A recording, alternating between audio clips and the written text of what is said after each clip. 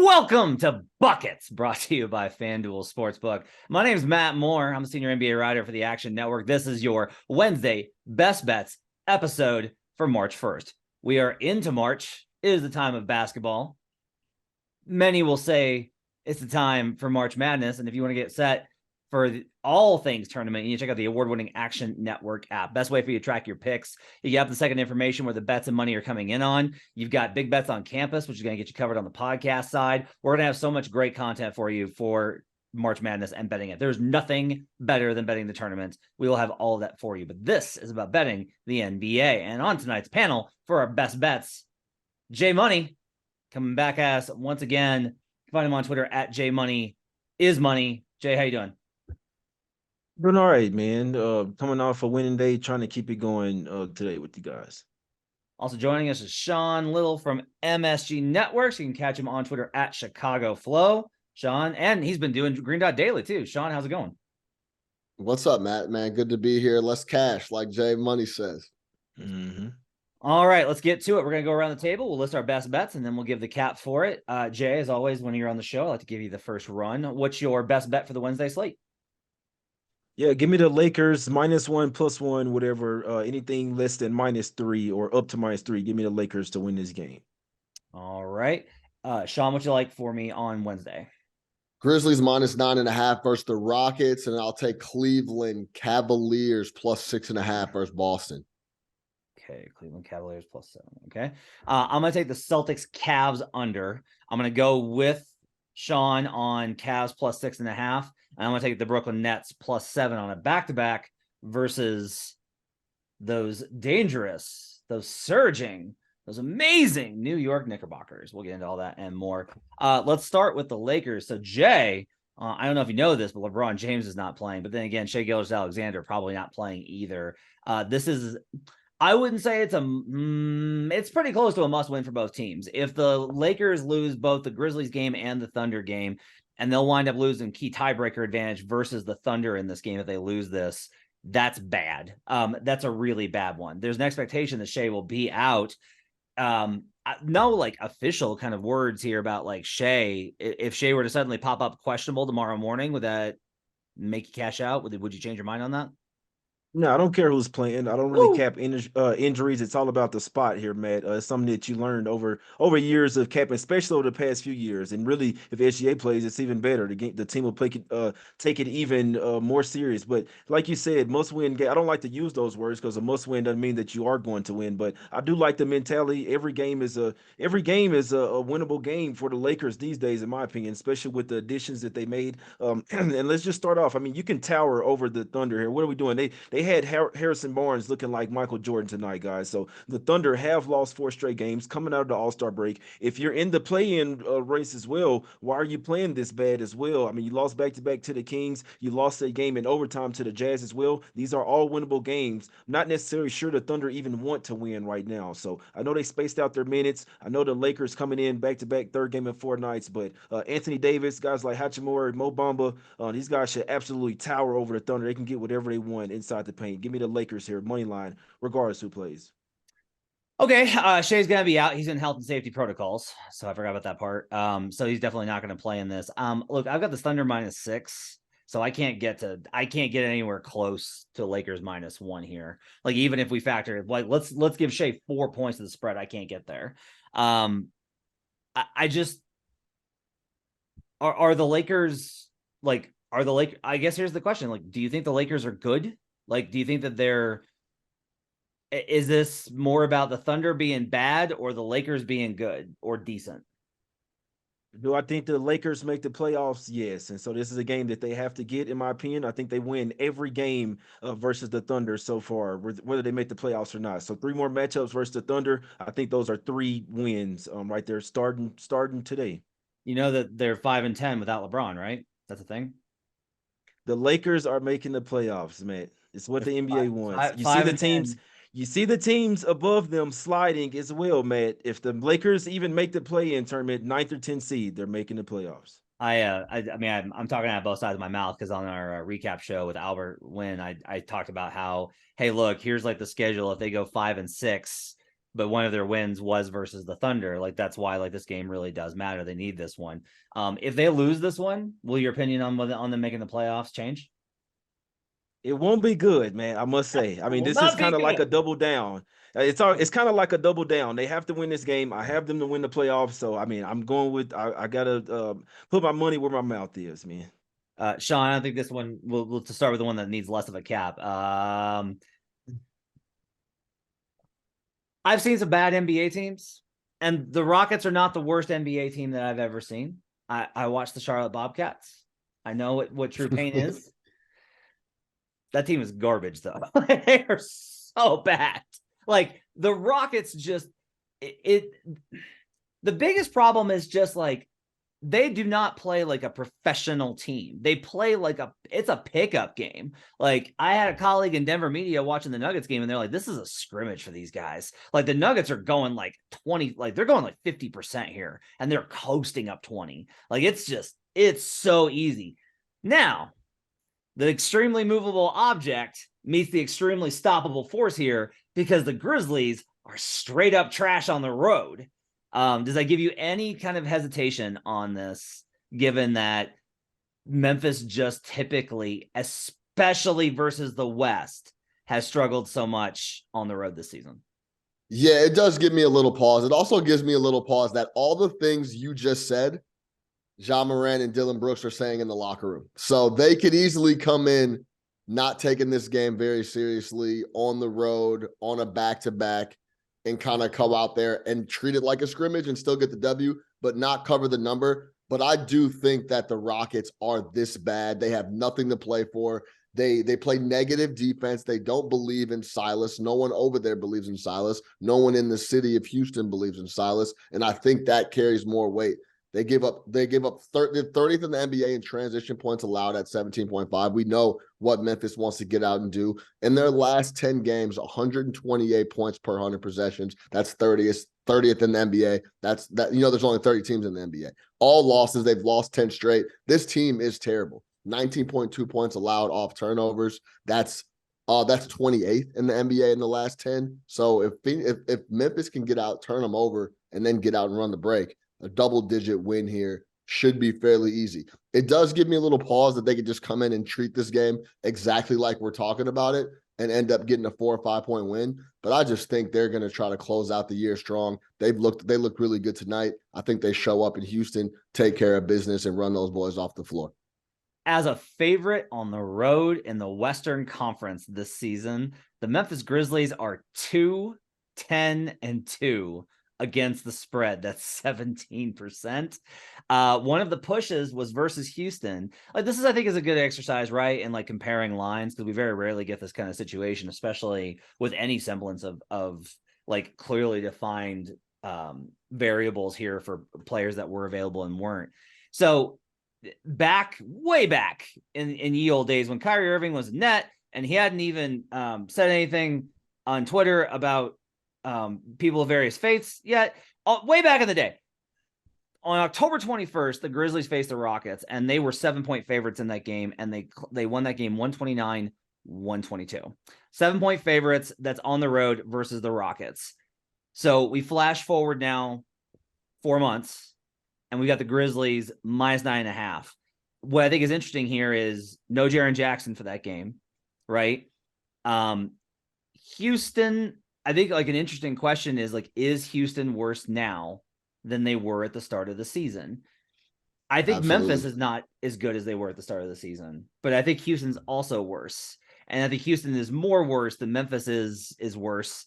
And I think that Jaren Jackson's boost to the spread probably gets us to where 9.5 sounds about right. If we just use that prior game as like an example of like a comparable matchup on the road, same environment, Rockets obviously with a lot more incentive to lose, I can see getting to lay in the 9.5 here versus Houston. Yeah, that's where I'm at. I think Memphis comes in, takes care of business. The Houston has absolutely nothing to play for. And the atmosphere around Silas is awful. Everything about the franchise right now is going the other way. They get down 15 points. They're going to pack it up and try to get home, just like they're going to pack it up the rest of the season. Yeah, I got a great trend to go back the other way here to counter that Memphis horribleness on the road. How about this one? The Rockets as a double-digit dog, so greater than 9. If the line's 9.5 or higher this season, 2-18 straight up, 6-14 against the spread as a double-digit dog.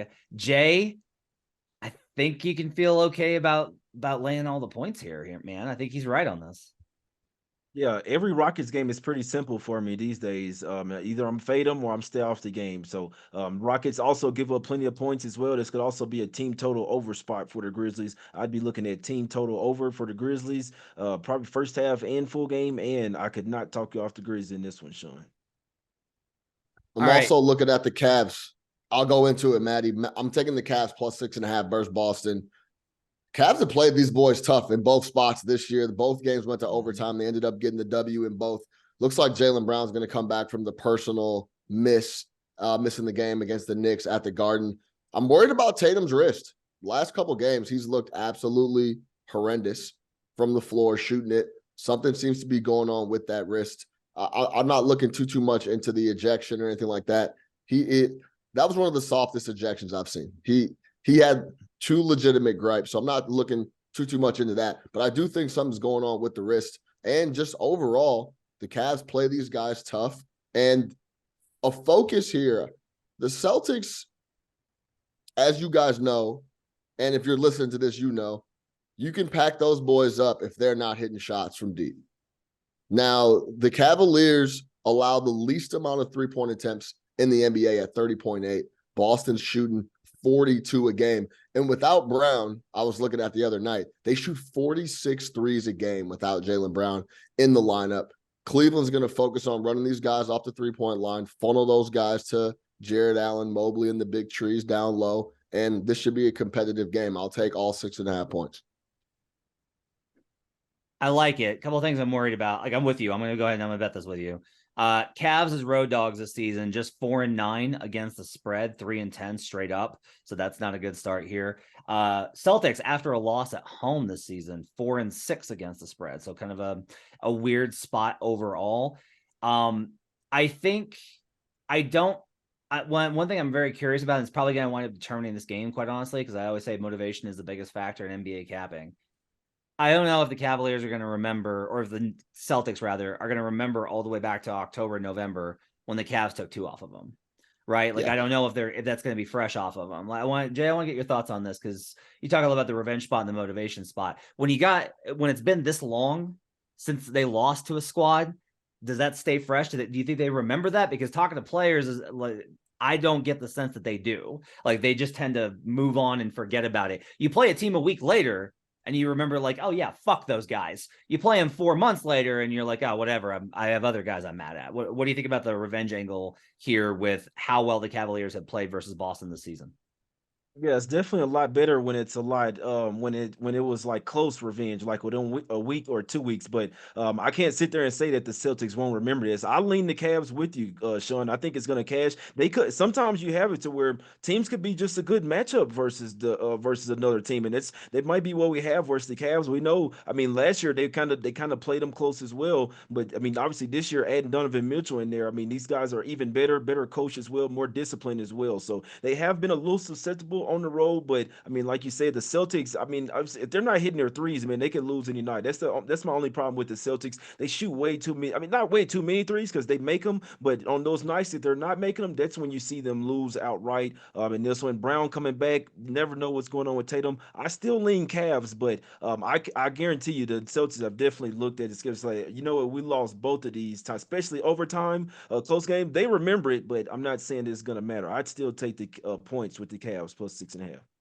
All right, I'm going to take off the under play here. And the biggest reason I'm going to take the under off on this one, 114, 113 back on November 2nd. One of those games went to overtime. If we project this to be like, if I'm saying that I think the Cavaliers can hang in this game, because I don't think we're saying that the Cavaliers are going to demolish the Boston Celtics, right, Sean? So if that's not the case, I'm at too much of a risk for overtime. And I'm not going to get hung on another under on an overtime game where I should have known coming in it was going to be close. So like, if I think this is going to be narrow, I need to go ahead and I needed to stay away from the under. Celtics, by the way, at home have been over team. So I'm going to go ahead and stay away from the under on this one. And I will just stick with the +6.5 on that game. Last one for me is going to be the Nets +7 versus the Knicks. Nets on the back-to-back, right? So I obviously a bad rest spot. Nets have been they've been losing, as you probably would expect them to be, after the trading Kyrie Irving and Kevin Durant. They don't have a point guard. They don't have a backup center. They're just trying to figure out, they're just trying to get through the end of this year and evaluate what they have and do this. I just can't get to this number. This is a lot of points, I think, there's no travel, right? This is a road back-to-back, but it's a bus ride. It's fine. I have this pick 'em based off of full season numbers. That's with a 4-point adjustment the other way against Brooklyn. So I downgraded them 4 points for losing Katie and Kyrie, and I still only get this to it's a little bit more than a pick 'em. I've got Knicks -1 if we round it up a little bit. So I think the Knicks should be favored here, but part of the reason I have this shorter too is because the Knicks have been really bad at home, but they're starting to turn that corner a little bit. They're starting to play a little bit better at home. So maybe they've gotten past those problems. I know Jay disagrees with me. He thinks that the Knicks are, let me ask you this to clarify. You're very confident that the Knicks are going to win this game. Are you confident the Knicks are going to win this game handily? Are you confident the Knicks are going to win this game in a blowout? Or are you just look, it might be close, but the Knicks are winning this game? I don't want to hate on your play, Matt, because I don't have anything on it, but just the way I look at it, before we have a healthy, we're trying to find the best plays for the people. Bring me the criticism.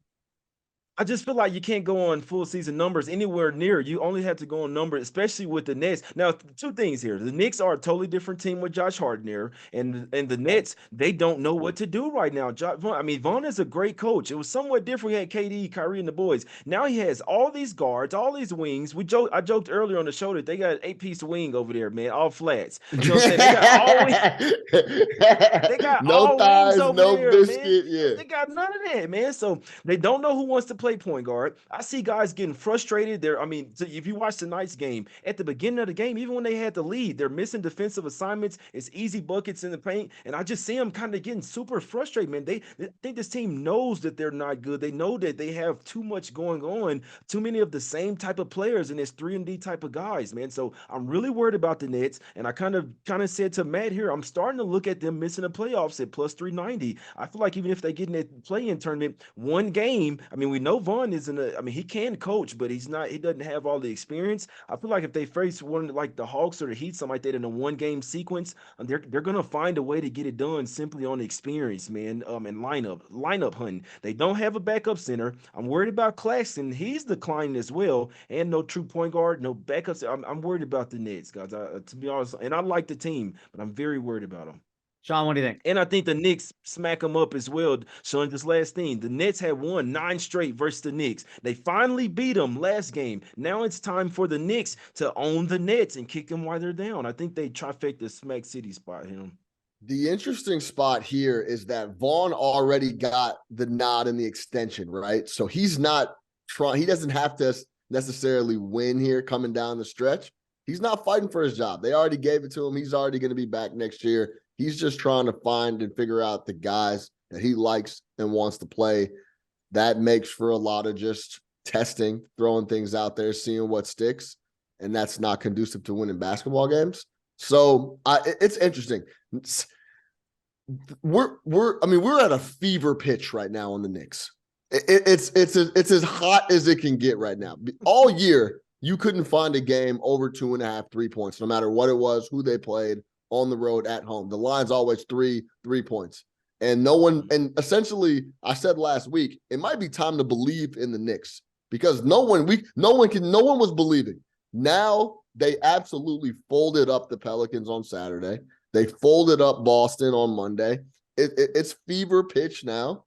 And it should be an interesting game. I think it's going to be one of those. Some people are still like, they're going to have to prove it to me. And Matt Moore is one of those guys right now. We'll see what they do.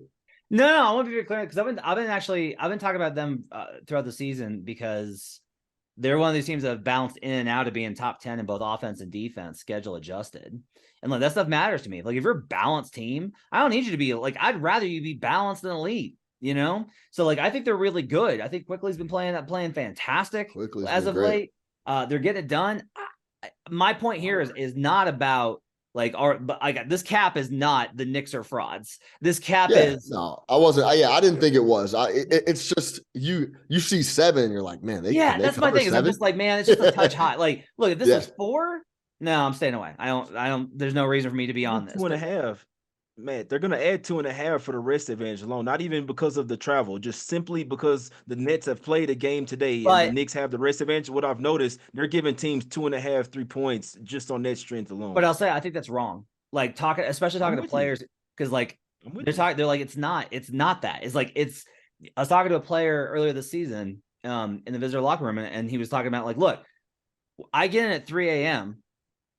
right? My entire cycle's off. Like I'm just tired from the bus ride. I'm tired from everything. I'm still thinking about the other game. I'm stressed. Go to sleep. I got like walk through in the morning. Even if they let us sleep in, like now I can't, if I sleep in, I can't get my nap in. Everything's messed up. He's like, you try and have this rhythm and the schedule doesn't allow you to have it. So like, I don't know that the impact on this, and I think that's one of the reasons that we've seen that the back-to-backs when a team is home have been profitable to go ahead and take that home team when they're on the second night of a back-to-back when both games are at home, because it's the travel that's that real component. So look, I would say like I'm super confident in this. Probably gonna be a half unit play because like your points are valid. Like the Nets are not a team that's like locked in, has a culture, like they're in evaluation mode, right? They're too far up to tank out.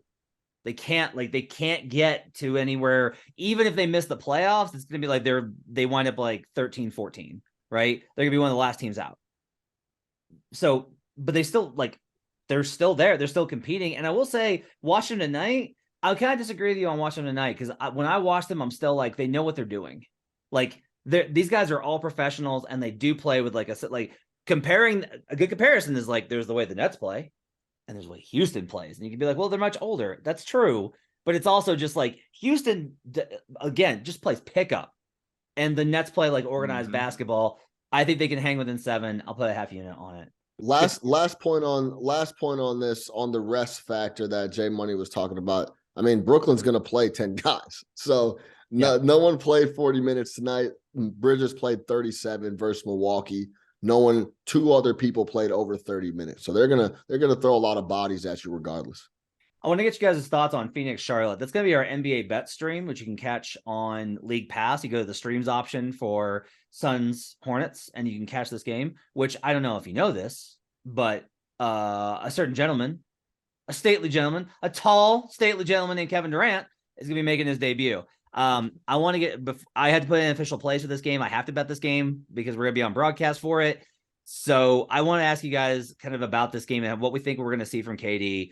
I'll start with this. So the Hornets have actually been winning games. They just lost LaMelo. I get it, but they've been winning games. It's not like it hasn't been all LaMelo in those wins either. They've been bizarrely playing better since the All-Star break. Don't know why. Pissing me off as somebody with a Hornets to have the worst record in the league at 15-1. Thanks for that, Charlotte, for blowing that opportunity. That's dead. Based on my numbers, right? So I've upgraded the Suns 3.5 points for KD. That seems about right. Like take the full season numbers, bump them up 3.5. What I've actually done here is it's more like KD's worth about 2.75 based off of he's usually worth 3, but this is like a new environment. And like they bump up the rest of the way because they're healthy now and they're no longer missing guys when all their numbers got crushed in December, right? So even all through all of that, and even with a like all of this, and even with Charlotte having a worse home, like they're worse at home, I can still only get this to 8. I get it to about 8.4. So like I'm a little short on this. Sean, I don't want to bet the Charlotte Hornets here. Like that's not a thing I want to do with my life. Yeah. And yet I'm going to have to take a side on this. What do you think about the Suns? You know, a lot of anticipation, a lot of nervous energy. First game with KD. It's a weird spot on the road. I think it's one of the reasons they chose it. Like, let's give them an easy opponent so they can get comfortable. What are your thoughts on Hornets taking on the Suns? Yeah, big reason the Hornets been playing better is Gordon Hayward. He's been the anchor over there. He's been kind of, when LaMelo isn't running up and down and chucking, he's coming down and they're actually getting real possessions on offense. Hayward's been really good the last few. So that's the reason that they've been competing and getting wins. Beat Miami the other night, looked really solid coming down the stretch as well. Yeah, it is going to be interesting because my guess is that they force feed Kevin Durant early and often to feed into the excitement, to get him acclimated into the offense. But I'm never looking at the Hornets here. I'd have to just pass overall. I know you can't pass. I'd have to find a prop of some sort. It's going to be interesting because I think Kevin Durant's going to fit in seamlessly and they're going to get him the ball and he'll get looks. They're not going to be able to double. That's the beauty with all this stuff with Kevin Durant. Just like when he went to Golden State, you just can't leave anybody. So Kevin Durant's going to murder you. And that's exactly what he's going to do in Phoenix with the rest of the guys they got around him. Jay, what do you think? I'd take Hornets team total under. I think LaMelo Ball being out is going to change their pace heavily, in my opinion. So I'd stay away from the spread. I do agree that the -10 is too high. Could they still blow them out? They could, but I don't want to lay it with KD's first game. Obviously, chemistry issues, rotations, all that good stuff. But I think LaMelo Ball being out is actually kind of huge for the Hornets. And obviously, with PJ Washington already hurt as well.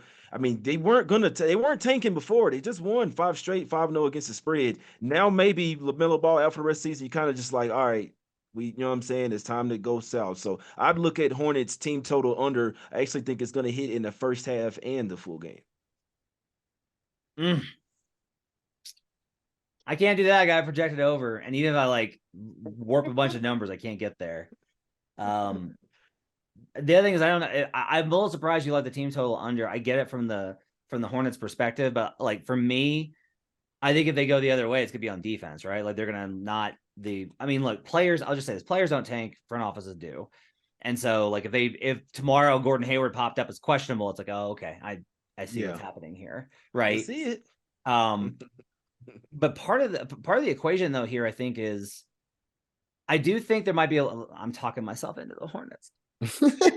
Like there's so much, this is a weird anticipation spot, right? Like there's a lot of pressure. Like there's a lot of pressure when you haven't played with a guy, and like the Suns haven't looked great. Like they lost to the Bucks without Giannis. Like there's been a lot of weirdness with the Suns because they just lost to two of their really good perimeter guys on both sides of the floor, Mikal and Cam. And you're like, yes, but they had a very good one in Kevin Durant. It's true, but they haven't played with him before. They've been practicing here a couple of days, but it's not the same. I just don't know. With laying double digits on the road, God damn, I'm taking the Hornets. So, it just feels like it's a lot of points in a weird spot. Admit to me, Jay, that this does feel like it's a weird spot for the Suns. Super weird. No, it's weird, but I must say I wouldn't be surprised if things got ugly. Yeah. I worry about the mindset for the Hornets. It's the only thing I'm saying, man. Mindset, knowing LaMelo's ball, you're already the third or fourth worst team in the NBA. I don't know why you're winning right now. It's really starting to, because when we don't want teams to tank, then they tank heavy. But then when we're like, okay, this team is tanking. All right, let's go win 5 straight. Right? That's what I'm saying. I don't get it. All right, we'll see what happens on NBA Bet Stream. We did mention, Matt Moore mentioned, we talked offline. You did mention Booker, potentially look at Booker assists in this spot just because they're going to try to get KD. What the number is, I'm not sure if it's out yet, but keep an eye on that. Do some homework there. You might be able to find a play in that spot. Yeah, I think that's going to be a play for me for sure. All right, that's going to wrap it up for Buckets for a Wednesday. Thanks for joining us. Guys will be back tomorrow with Thursday Best Bets. Appreciate you guys hanging in with us. For Jay Money, Sean Little, you can find him on Twitter at Chicago Flow. Jez on Twitter at JMoneyIsMoney. Check out the Action Network app for everything that you need to bet the NBA. We'll see you guys again tomorrow with another episode. Till then, let's get buckets.